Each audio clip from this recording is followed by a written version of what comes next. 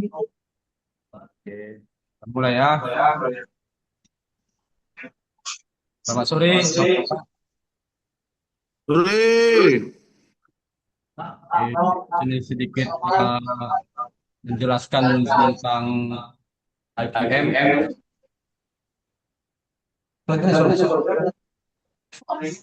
Adapun IQM itu identifikasi kuantifikasi manajemen manajemen risiko yang ada tiga step tadi. Jadi kita eh, masuk apa ya, memberikan pengetahuan sedikit tentang IQM. Apa itu IQM?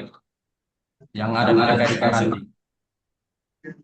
Nah, jadi penelitian IQM itu sendiri ya rangka kerja manajemen risiko dengan ada tiga tahap. Yang pertama I identifikasi, pertama kali identifikasi itu, kemudian ada Q quantification, kuantifikasi risiko, M manajemen risikonya. Biasa IQM digunakan untuk mengidentifikasi risiko, mengukur dampak dan mengenai risiko secara efektif di industri sawit. Biasa kita kalau di pabrik ini biasanya kita menggunakan aplikasi Erin. Biasanya itu diisi oleh masing-masing asistennya. Jadi di bagian teknik apa, bagian pengolahan apa, di bagian kantor apa, ada risiko masing-masing. Jadi itu tiap tahun ada kita isi dan kita update tiap bulannya. Kemudian ini tahap-tahapannya. Yang pertama identifikasi risiko, yaitu tujuan mengenali semua potensi risiko. Jadi eh, kita cara melakukannya itu dengan tim unit di pabrik nanti kita sendiri, baik dengan karyawan pimpinan maupun karyawan pengolahan. Kemudian kita review dokumen historis produksinya, bagaimana apa yang menyebabkan risiko tersebut. Kemudian kita melakukan analisa, lakukan checklist dan wawancara kepada operator ataupun karyawan yang menanggung jawabnya tersebut. Kemudian kita lakukan observasi langsung di lapangan. Nah, betul nggak itu menjadi risiko? Biasanya ada di industri kelapa sawit, termasuk di PKS Meranti sendiri itu resiko baik operasional itu biasa dari mesin produksi, resiko finansial biasa dari kenaikan harga atau biaya yang mungkin di atas RKP, kemudian resiko lingkungan, limbah atau peraturan-peraturan yang berubah dari pemerintah. Limbah ini ya termasuk dalam masalah kalau tercecer atau tumpah. Baru risiko keamanan yang paling penting itu K3, keselamatan bagi kita semua.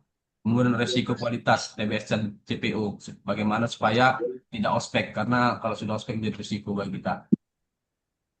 Kemudian adapun yang kedua tahap quantification, yaitu tujuan mengukur tingkat keparahan dan kemungkinan risiko. Metodenya itu probabilitas, kalau 1 sampai 5, yang satu itu biasa sangat rendah, 5 sangat tinggi. Di situ biasa kita kalau di aplikasi Erin itu ada kita mengisi yang dari rendah sampai yang tertinggi. Kalau yang risikonya besar kali atau menyebabkan kecelakaan kerja, biasa risikonya tinggi. Kalau rendah biasanya uh, kalau risikonya kecil atau masalah yang bisa ditangani langsung, risikonya sangat rendah. Biasanya kita buat satu. Jadi kategori risiko pun ya kalau kita buat 1 sampai 5, kita monitor saja sudah cukup. Tapi kalau tinggi, mungkin harus segera ditangani secara cepat dan tepat. Ini risiko biasa ada beberapa risiko ya tentang keterlambatan TBS, mesin rusak, baik pun yang lain-lain lah. Kemudian ini tahap yang ketiga manajemen risiko. Tujuannya itu mengurangi risiko hingga level dapat diterima. Strategi manajemen risiko sendiri itu avoidance atau menghindari aktivitas berisiko. Tentunya tidak digunakan bahan berbahaya. Tentunya bahan kimia atau yang agak beracun kan, ya kita hindari risikonya. Jangan kita datangi pula. Itu menjadi bahaya sama kita. Kemudian ada mitigation, minimalkan probabilitas atau dampak. Tentunya maintenance mesin training, maintenance mesin. Jadi sebelum terjadi kerusakan yang sangat berat, kita lakukan maintenance dulu, perbaikan. Kemudian transfer, kita memindahkan risiko. Contohnya seperti asuransi atau multi supplier. Yang keempat itu acceptance atau menerima risiko. Jika biaya mitigasi atau dampaknya besar, maka kita terima risikonya atau kita harus kita tangani. Contoh penerapan KPM di kelapa sawit, yaitu misalnya contoh kasus ini keterlambatan suplai TBS dari tanaman. Jadi integrasinya kita risikonya keterlambatan dengan TBS dari kebun, penyebabnya ada jalan rusak, cuaca buruk, atau jarak terlalu jauh. Kuantifikasinya ini sering terjadi atau jarang terjadi, dampaknya itu produksinya jadi turun. Risikonya sangat tinggi kita bilang ya. Jadi Ini harus segera ditangani. Manajemen risknya mitigasi jadwal pengiriman lebih fleksibel, mitigasi buffer stok TBS 2 sampai 3 hari sehingga kita bisa tetap mengolah, transfer kontrak multiplier atau supplier kebun, mitigasi perbaiki akses jalan di kebun. Dan manfaat EKM itu sendiri yaitu banyak, yang pertama proaktif, antisipasi masalah sebelum terjadi. Jadi kita sebelum terjadi masalah kita antisipasi, kita identifikasi dulu, kemudian efisiensi, kurangi kerugian yang sangat besar, jadi mengurangi tentu mesin peralatan kalau sebelum rusak besar kita lakukan preventif, jadi biayanya sangat rendah. Kemudian kepatuhan, memenuhi regulasi lingkungan dan K3, baru keputusan ada data driven decision making. Kemudian reputasi, jaga kepercayaan stakeholder. Jadi kalau kita resiko kita kecil atau tidak punya resiko, maka stakeholder pun akan percaya sama kita. Kemudian keamanan, kurangi kecelakaan kerja. Jadi ini yang paling penting di unit kita atau di pabrik kita untuk menjaga keamanan kita masing-masing. Kualitas dan kualitas CPU dan produksi akhir. Kesimpulannya yaitu EKM itu sistem manajemen risiko terstruktur dan sistematis untuk mengintegrasi risiko sejak dini sebelum terjadinya hal-hal uh,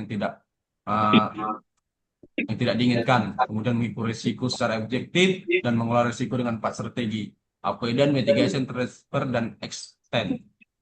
Jadi implementasi EKM membantu industri kelapa sawit. Jadi membuat produksi lebih aman, efisiensi meningkat dan biaya turun, kualitas TPU dan reputasi terjaga, kemudian penuhi regulasi lingkungan dan ketiga. Mungkin itu aja yang saya sampaikan untuk materi EKM ini. Semoga kita bisa saling berbagi, menyampaikan budaya-budaya kultur yang ada di PTN 4 Bamku ini. Saya ucapkan terima kasih. Marilah kita implementasikan manajemen risiko di industri kelapa sawit. Ini aja, terima kasih Bapak-Bapak. Ya, akhiri, selamat sore. Sore. Mana rekamnya? Thank you.